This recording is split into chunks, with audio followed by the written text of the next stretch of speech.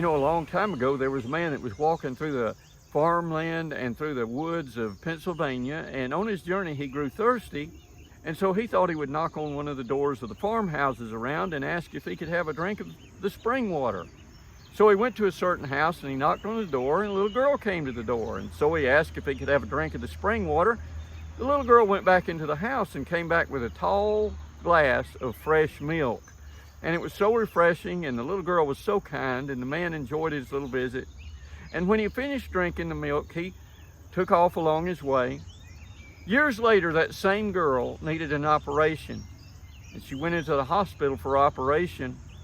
And it just so happened that her doctor was Dr. Howard Kelly, who was one of the 4 founding doctors of Johns Hopkins University and Hospital.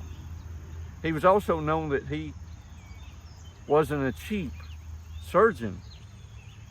He did the operation, and when he came out, he handed the bill to the family. And the bill said, paid in full by a tall glass of fresh milk.